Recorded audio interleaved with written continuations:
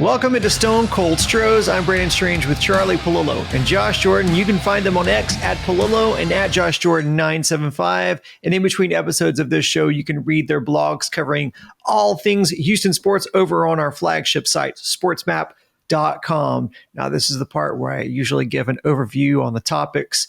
So I'll just say on today's episode, uh-oh, oof, oh no, and ouch. Just a reminder, hit like on the video, subscribe to the channel, click the bell for notifications so you know as soon as new content drops. And if you're on the go, we're on all your favorite podcast apps. Just search Stone Cold Stros. Now, first of all, happy Masters Week for anyone who celebrates. Now, but it's not so happy for the Astros fans and media who cover them, and probably for the players themselves, as Houston implodes, choke away the series to Seattle. They go 3-3 on the roadie. They remain under 500 in this early part of the season, looking up at the Rangers and Angels. Look, I think most level-headed people are not ready to panic. But there is some justifiable amount of frustration going on, and there's plenty of blame to go around. So we'll get into that. First, I guess just to set the tone, I wanted to start with the offense because beyond the poor averages and the lack of slugging, I was looking at runners in scoring position. So I thought some things stuck out to me. Mets series, 1 for 8, 0 for 5, 0 for 4. Giant series, 2 for 6, 0 for 2, 2 for 7. Twin series, 2 for 4, 1 for 10, 4 for 15. Seattle series, 0 for 3, 3 for 15, 4 for 13. Now, in 6 of their first 12 games, Houston has left 9 or more runners on base, including 12 in their last 2 games, in each of their last 2 games. Charlie, you said that sometimes it's just the timing of the slump that makes players look bad. You can have a slump in the summer, but if you've been hitting 270 or 280, there's more grace given because there's a baseline that's already set. You know this is a slump. But when you're off to a slow start at the beginning of the season, there is no baseline. It looks worse. And we have to take a step back, look at these guys in the big picture. And when there are guys that are in slumps or streaks, there's regression to the mean. But so many hitters on Houston are having so much trouble right now. At what point is this no longer a slump? Is this just a bad hitting team? And which guys are you most concerned about in these first 12 games? Honey, what stinks? Oh, that's the Astros lineup. They went into the Seattle series batting 2-16 for the season. They took what had to feel like an extremely long flight home from Seattle, batting 208 for the season. Well, the Mariners are hitting 200 for the season. The Texas Rangers heading into their Thursday game are all the way up to 207. It is an axiom in baseball that early in the season, pitching is ahead of the hitting. The Astros seem to be taking that to unfortunate extremes. But because I'm just a Pollyanna kind of guy, at 5-7, remember, over their next couple dozen plus games, the Astros can go 3-11 and still have a better record than they had through 26 games last season when they staggered like a group of 26 drunks to a 7-19 record through 26 games. When your lineup's second best offensive player at any point in the season, much less more than 2 weeks in, is Jake Myers, it's not because Jake Myers is channeling 2012 Mike Trout. It's because Jake Myers' numbers aren't good, but everyone in their lineup, everyone, save Jose Altuve, is lousy. Okay, Yordan Alvarez, at least has been making some better contact, and he's Yordan Alvarez. So if he's going to hit anywhere close to 195 for the season with an OPS in the low 600s, the Astros are dead. But I think you cut slack on Yordan. But there are a number of spots in the lineup. In the outfield, they are what we thought they would be. I mean, Myers is actually better so far than he was last season. Chas McCormick still looks like a hitting corpse. Cam Smith, a work in progress. Does he really belong in the major leagues at this point on a contending team, or is it necessity as the mother of invention and hope as a plan? But I will look to the infield for the gravest concerns. Christian Walker, who I've cut some slack with, hey, he missed a chunk of spring training. Well, every day that goes by where more than, a day removed from him missing time in spring training, 34 years old, the bat speed numbers are still pretty good. The exit velocity numbers are still pretty good. Well, we heard that mumbo jumbo about Jose Abreu last year. It's putting bat on the ball as job one. And while Christian Walker is a slugger, he's not a high average guy. He's going to strike out well over 100 times if he's in the lineup all season and hit about 250. That's the resume. But he's batting 146 with 18 strikeouts in 48 at bats. Finally drew his first 2 walks of the season Wednesday in Seattle. But Christian Walker, this is your cleanup guy. Your cleanup hitter cannot suck, and you have a potent lineup. And no lineup that has Jeremy Pena batting 5th is to be taken seriously as a very good lineup. Right? Paredes has been spotty. I expect he'll round into reasonable form. But if this is going to be a 4th season in the major leagues where Jeremy Pena basically gets no better and he's going to hit in the middle of the order, so I will look at Walker and Pena where he's positioned in the lineup as the biggest concerns for me at this point. Man, that kind of surprised me. Diaz. I guess I was trying to ignore him in my mind. Monday's episode, we noted that Yander's hitting 81, not 181, 81. Well, out of Seattle, he's batting 61. 2 hits, singles in 33 at bats. Blah! That's surprising. Pena looks like a Hall of Famer compared to Christian Walker for me. My confidence level when Christian Walker comes up compared to Pena, you can see what Pena provides with the team. Not only great defense, I get it, Walker does that too, but the end of that game, he hits that double in a big situation, steals third, wild pitch, he scores. Pena gives you some spark on offense, and he's at least been lifting the ball. I see some promise with Pena. I know the batting average isn't there, Charlie, but I wasn't expecting him to be one of the main cogs in this lineup this year. But Christian Walker, he's slugging 229. He's supposed to be your slugger. He's the protection for Yordan Alvarez. His on-base percentage is 196. That is terrible. And let me tell you this, if Christian Walker and Yainer weren't this awful, Paredes would be hearing it too. I know his on-base percentage is okay, but he's slugging 255. This is just awful. I know the batting averages are kind of comparable between the Mariners and the Rangers and the Astros, but if we look at OPS and slugging, Mariners and Rangers are around 22nd, 23rd in the league. Astros are dead last. Doubles, dead last. Home runs, I think they're second to last. Across the board, this Astros offense is absolutely terrible. And yeah, we haven't even gotten to how bad Yainer's been. This is a real wake-up call. I was giving Christian Walker a little bit of time here to figure it out, but he gives you nothing behind Yordan. If you're a pitcher, why would you ever give Yordan anything to look at? I would pitch right around him, go to Walker and the rest of the lineup.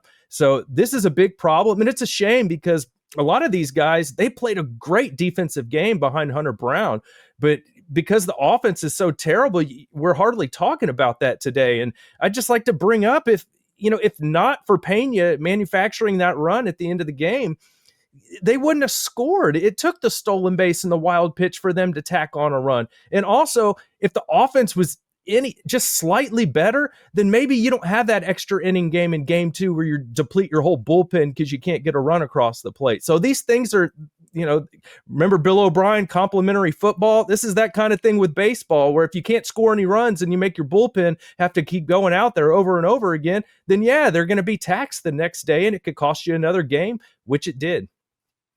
In fairness, Pena really got picked off and the Mariners screwed it up for him to get to third base, but at least he got on base and into scoring position. Right. Too much of this lineup, that seems like a Herculean task. I will crystallize the state of the Astros offense in 2 ways.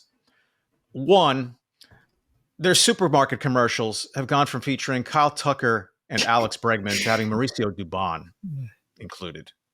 You know what? I don't even need the second crystallization. Yeah. That's enough. That's everything you need to know about the Astros. Dubon is in your HEB commercials now. Look, and Josh, it just reminds me of the Jim Crane axiom of pitching, and more pitching. But there is an absurd level of disparity between the performances on the starting pitching right now and the offense. And you hang them out to dry when you can't field a team that can put runs on the board to give relief to these guys. And you just go into these endless extra inning games where there's just no hope of scoring, even with a guy that's just gifted to you on second. Charlie, you made mention of the slow start last season, and I know that's going to be something that's used as a benchmark all season if this doesn't turn around. This time last year, but we know it took a Herculean effort for them to be able to overcome that 10-point or that 10-game deficit in the standings. And also last year's team had Alex Bregman and Kyle Tucker on it, who are, by the way, were the respective AL and NL players of the week. But those guys are gone, so they're not walking through this door. And so you've had a talent depletion. One of the topics that's also come up on social media has been, the lightning rod hitting coaches of Alex Centrone, Troy Snitker. They've been getting it since last season. Criticism, that is. Now, I wish I had someone defend me the way that the members of the media defend these hitting coaches. Josh Reddick was on Chandler Rome's podcast, said, well, no one was complaining about them when they were winning championships. Right. Listen to the sentence you just said, and I think that might help you understand why there are current criticisms about them, because that was in 22 and you're in 25 now. So I think I wanted to get you guys, your guys' opinions on this. I know they can't go out and do the hitting for the players. And yes, those guys have a championship banner that they were a part of. They helped bring that home to Houston. But at what point do they need to be held accountable for a just utter lack of performance? And it's not just this season. No, and my other point on this season, a dozen games in, nevertheless, they all count. The Astros still haven't scored more than 3 runs in a game twice in a row. It's not like 4 runs is a big offensive game. It's a below average runs per game total in Major League Baseball, 4. The Astros have not reached 4 in consecutive games yet. As for Snitker and Centrone, in the end, it's on the players who take the field. But as we've discussed at some points over the last couple of years, if you're going to be a hitting coach and there is no accountability on any level, well, then what's the point of having hitting coaches? Just call them friends of staff. Christian Walker, is there something in video they could pick up? I don't know. But to me, it's on Christian Walker.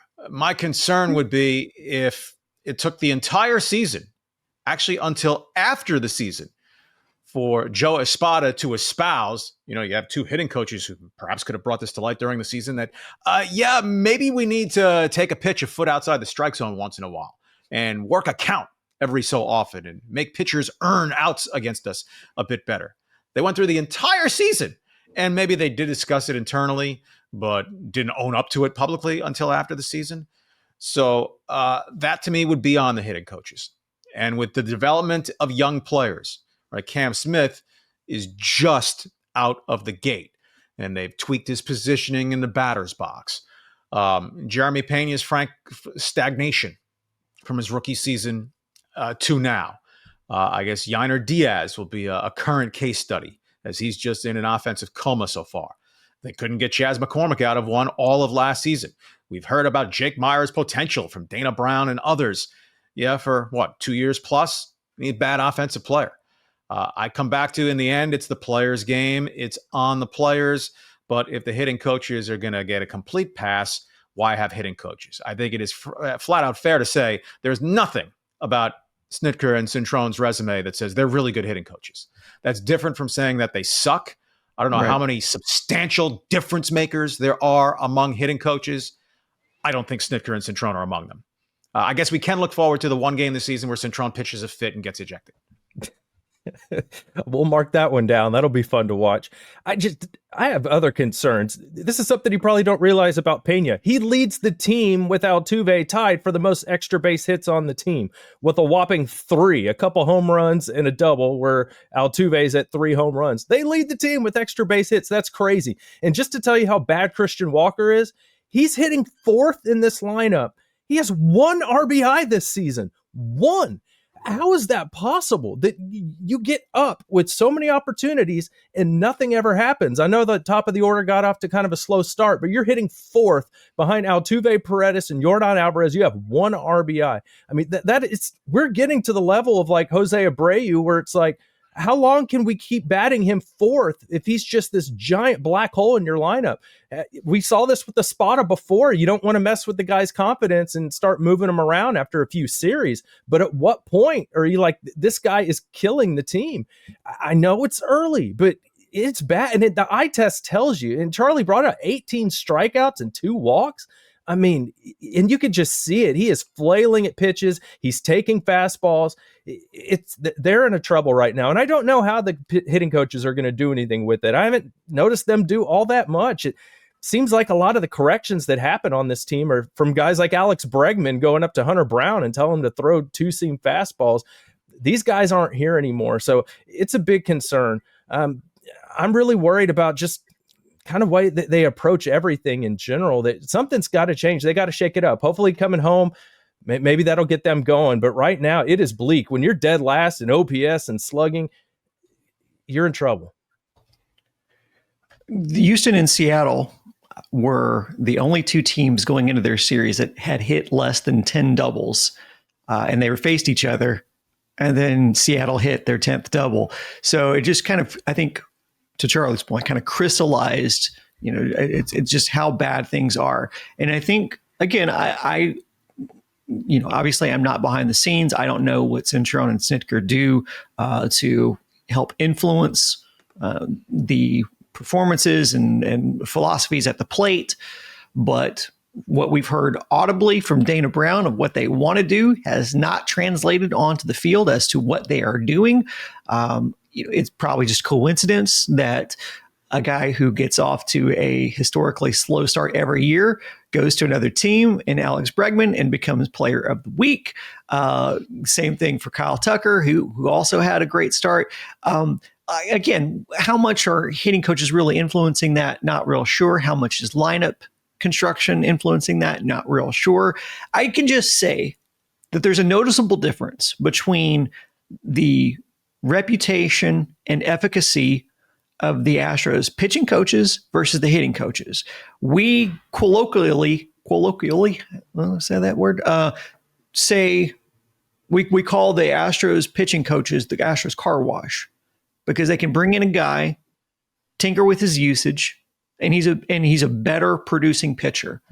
We don't have anything like that comparable on the Astros hitting coaches to point to and say, oh, well, they work with guys in this way and get them to flatten out their swings, and then they get better production and get, like, it took Jeremy Pena like a whole season or more to finally start lifting the ball again. And again, like, hitting is super hard. It's a very, very, very hard sport. We don't want to undersell it and how much it's on the players to perform. But to Charlie, to your point, it's just that's what I think the same exact way, which is if they don't account for anything, then what does it hurt in changing them out? Like, what would it hurt if it doesn't matter, then, switch them out. What, you might just find somebody who's a new voice in the room that could give them something else to think about when they're up there. Maybe testing the theory of 2 heads are better than 1. Maybe they need 1 hitting coach. You're our guru. And there are points where change for the sake of change happens. Yeah. For those wondering, hey, with the roster, how about a youthful jolt? There's nothing. Right, the 2 best Astros prospects in the minor leagues, Jacob Melton's laid up with a bad back, hadn't played this season, and Bryce Matthews is off to a lousy start at Sugar Land. 15 strikeouts and 39 at bats, batting 180. The profile on Bryce Matthews was bat-to-ball problems, and that's one, if he doesn't develop, that's going to become a problem for Dana Brown, his first-round draft choice. Yeah, and your best prospect on this team is one you had to trade for. You literally just got the best prospect that's in your farm system is one you just had to trade for. And that's not an uncommon theme with this team, is they have to trade for guys to have a better prospect in their farm system. So that doesn't really speak to the efficacy of draft picks right now. And while we're talking about coaching, we'd probably be remiss if we didn't bring up Joe Espada, because there have been some things that have raise some eyebrows and how he's managed players and pitching. So I'll just open it to you guys however you want to take it. But what do you think about Joe Espada at this point of the season? Josh, that looks like foam at the corners of your mouth, so I'm getting out of the way. How about it? Look, I get hindsight is a part of it. It's way easier to sit here and critique somebody after you know the results to the game. But there was a lot of in-game stuff that I was questioning with Espada, and especially in the finale against the Mariners. Espada has this habit of, pulling guys to get his best defense out there, to give him the best chance at the end of the game, to bring in the bullpen and close the door. But here's the problem with him doing that in the finale. You knew your bullpen was depleted. You knew you were rolling guys out there that are basically minor league relief pitchers trying to get from Hunter Brown to Abreu. And in pulling those guys out, you weren't scoring any more runs. And then your bullpen comes in and they give it up. You weren't able to tack on any more runs. As I pointed out earlier, Pena only scored because of him taking off for third and then a wild pitch. They weren't able to get him in there to even get that 2-run buffer. So I understand getting your best defense out there trying to shut the door. That makes sense when you're going with like Brian King and then you're going to Abreu and then you're going to Hader. Sure. But when you're going out there putting Bennett Sousa in the game and Contreras and having to put Okert in there with all those guys on base in a really tough situation, that's a part in the game where you might need your offense to push across a couple extra runs, especially when your offense, even the guys that you've been counting on, have been terrible. You can't go to the Dubons and the Chas McCormicks and just assume the game's over when you're putting Bennett Sousa and guys like that in the game. That made no sense to me. I questioned it in the moment. I also find that the Astros, as far as the pitching, I think that they're way too comfortable moving to 3-2 counts. On 2-2, that should be your action pitch, especially when there's guys on base and you have a possibility of walking the bases loaded or walking a guy in. You need to try and make your pitch on 2-2 because you're going to miss every now and then. Don't always push it to 3-2 and keep nibbling. And that was something that Dana Brown brought up on the flagship this week. He was asked about Taylor Scott. He's like, I think he's nibbling a little too much. And we're seeing that with a lot of the bullpen guys here.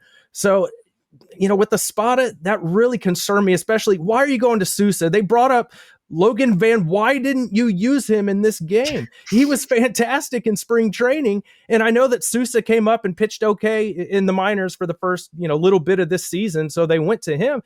But Van Wy was really good in spring training. I would have gone to him. Contreras, you literally decided to send him down because he was so bad, and you're bringing up Van Wy to replace him. And then you pitch Contreras over him. And then that was my biggest other thing is when Contreras comes in and bails you out of that inning, and you're like, oh, wow, he came in and throws strikes. That's awesome. He got us out of a jam. When a below average player comes in and surprises you with something good, you don't roll him back out there. You go, thank you very much. You're not very good, but you pitched well today. Let's give Okert a full inning to where if he makes a mistake, oh, well, it's fine. He has a big lead. The bases aren't loaded. Give him a real opportunity to go in there and try and take care of business. And he was very good for you in the game before. You put him in a terrible situation, and he almost bailed you out of it. He was so close. So I think that was a big mistake going back to Contreras there. And I mean, the results they tell you it cost them the game. And then the other thing, you let Randy Arozarena hit that grand slam, come around third base and pimp you like he's hitting a 3-point shot towards your dugout. And then later in the game, you end up walking him, which wins the game. I mean, I'd be surprised if Randy Arozarena isn't going to be wearing a fastball the next time these two teams meet. Serenity now, Josh. Serenity now. Yeah, Arozarena channeled the 2020 American League Championship Series in the last 2 innings of that game Wednesday. Hey, if you're an Astros fan, you should be cranky. It's not easy blowing a 5-0 lead in the 8th inning. I don't mean on the fans. I mean as an accomplishment, not the right word. It's hard to pull that off, but the Astros managed. Every team, though, is going to have a couple games per season that, well, how in the hell did they lose that one? Just as ecstasy in the agony or agony in the ecstasy, back on Sunday, Astros down 7-1, wind up winning a game they were behind by 6. Never did that last year. Winning a game they were behind after 8 innings. Never did that last year. Blowing games in the late innings early last year, the Astros were doing that every third day. Right, the first couple months of the season, they lost 6 games. that they led after 7 innings, equaling their total of the entire 2023 season. One of those goes in the column yesterday. So it's 5-7. It's not a good start.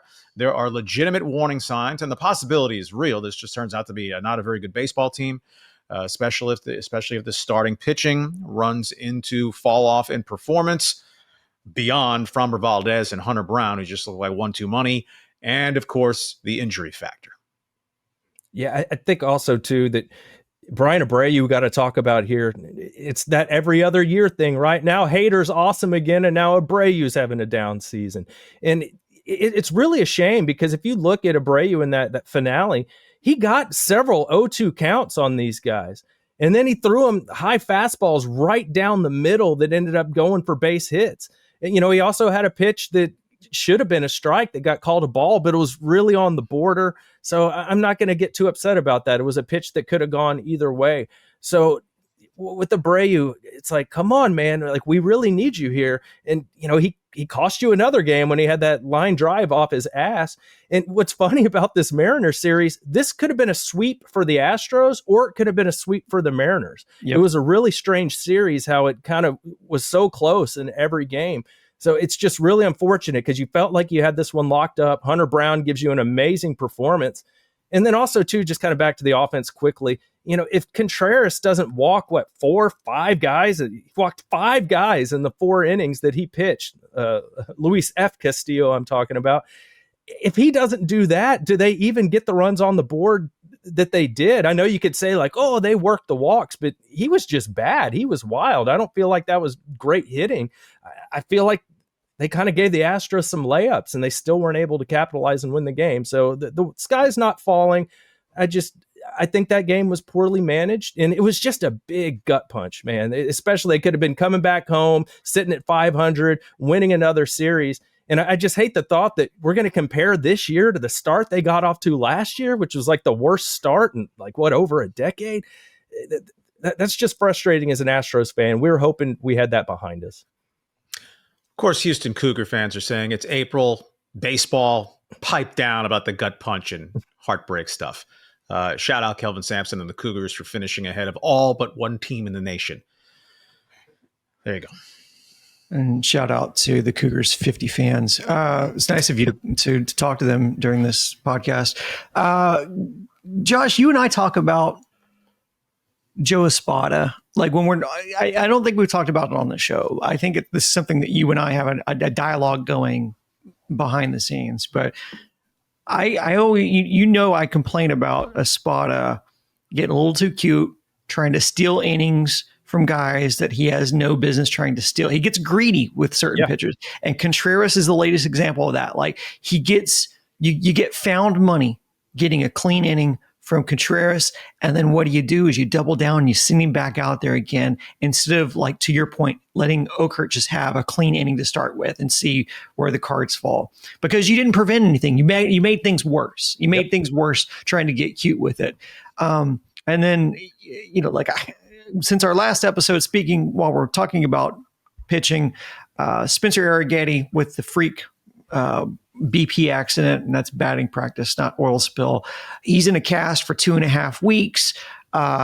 Then four weeks after that is when he'll be able to pick up a ball again. All things considered, it was a lucky break because it was clean, so no pins needed and things like that. So, they're going to evaluate once and do x-rays once the cast is off and make sure everything's healing okay. But it looks like, knock on wood, this was a best case scenario given, what happened. Staying on the topic of pitching, Rafael Montero, that chapter is now closed for Houston. Insult to injury, though, they have to send cash to get a team to take that awful contract. So not only did you give this guy a brutal contract that's hamstrung the team for the last 3 seasons, but you have to pay someone to take him off your hands. There was a time in which Houston was considered the smartest guys in the room. Oh, you don't want to deal with Luno. Those guys are going to get over on you. And there was just an aura about this team. Charlie, in your opinion, is is it a contract like this and the ending of the Montero in the same way that Abreu last season and the season before, it's like, these are the big signs, red flags that the smartest guys in the room are no longer in Houston? Fair. A reminder to the Dana Brown bashers that he had nothing to do with the signing of Montero or Abreu. So if he was able to save a few pennies at the end on the $34.5 million, I am curious on the player to be named, as the Astros are increasingly perplexed or desperate about what to do with this lineup and the procession of one subpar right-handed hitter after another in it virtually every day, save Yordan. When Ronald Acuna Jr. gets back for the Braves, they have a surplus of outfielders. Among them are two left-handed hitting outfielders, Jared Kelenic, failed big-time prospect with the Mariners, and Alex Verdugo, who was on the market and of interest to at least plenty of Astros fans through the winter. His market crashed.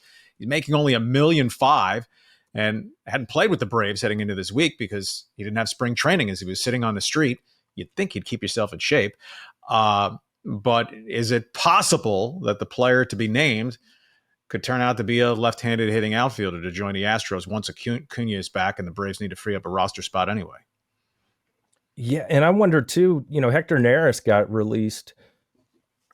I know he hasn't been great, and there's a reason he got released, but shouldn't you trust him a little more than Bennett Sousa and Contreras and guys like that? Maybe it's worth kicking the tires on him. I think he's still out there. And yeah, Brandon, I think it is behind us, the years of, you don't want to deal with the Astros. They know stuff over there that they're way advanced. Like, no, they kind of went in the other direction. They're going more, and as Dana Brown would call it, the scout's eye. That's what they're really excited about. But some of the stuff has worked. The Wesneski trade looks good so far. It's early, but throwing 97 miles an hour, guys really had trouble getting on his fastball and mixing in the two-seamer. They got him throwing a curveball a little bit too. And he looked fantastic in that Mariners game. I thought he looked good in the outing before. He just, a couple walks really burned him in that first start. And, Cam Smith, with all the negativity, there is some positivity that looks like maybe Cam Smith's starting to come out of it. A big triple, and then he gets a couple of hits in the following game, and he's looked okay in right field. So maybe he's starting to get things going. It's funny, in just 2 or 3 games, I feel more confident now with Cam Smith coming up, who's now batting 9th behind Jake Myers. I feel better when he's coming up now than Christian Walker or even Paredes. As far as Arrighetti, though, maybe a glass half full as far as he won't have as many innings as we were kind of worried about that he was going to be facing this year, pitching a whole full season for a big league club. He's not going to have to deal with that because he's going to miss, it looks like, at least 6 weeks. So maybe he'll be a little fresher as the season goes along, assuming that he fully recovers from the thumb breaking. Lance McCullers also is scheduled to do another rehab start in the minors, so he's some relief that you could be looking at in the immediate future. But on the way out the door, just concern levels for the rotation, considering you're not going to have Luis Garcia come back.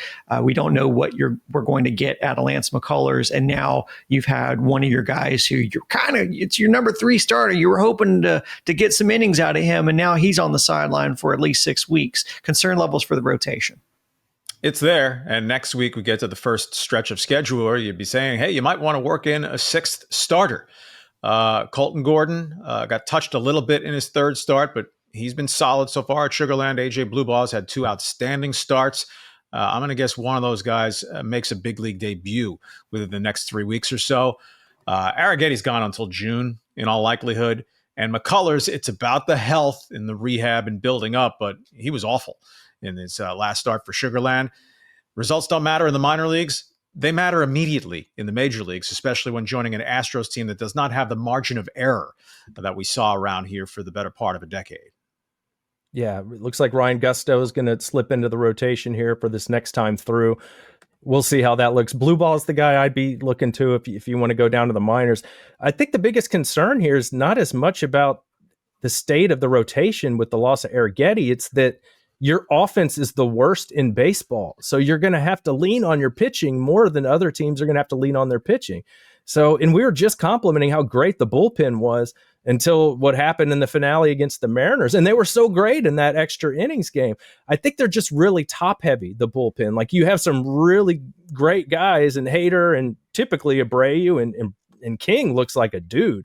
But Taylor Scott's making you worry that he's slipping back into what he's only had one good year. He's kind of like Montero when they signed him to a contract.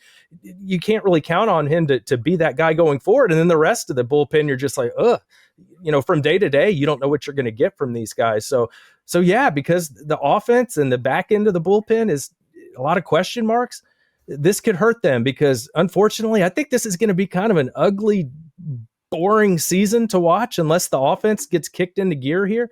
Now, don't get me wrong, I watch every inning, every game, and I love Astros baseball, but man, watching them just flail at the ball and the offense perform like this, it's a tough watch, especially after we've had so many great years of terrific offenses as Astros fans. It's kind of a culture shock, watching what we're seeing on a nightly basis. All right, I will give it a go at wince/chuckle inducement on the way out. If Christian doesn't pick it up in a hurry, many Astros fans will want him excommunicated from the lineup, or at least somehow he could become Walker, Texas Ranger. No. I got both. I thought there was going to be a Christian backslide joke. All right, so just I guess I'll do a little note out the door too, which is, look, the caveat on Jim Crane has always been, well, he's not afraid to spend, but as we're, as they're carrying the 6th or 7th highest payroll, but producing the worst offense in baseball, you're having to look at it and you go, okay, is it worse to not spend and lose, or worse to misspend and lose? So I guess because the results are still going to be comparable.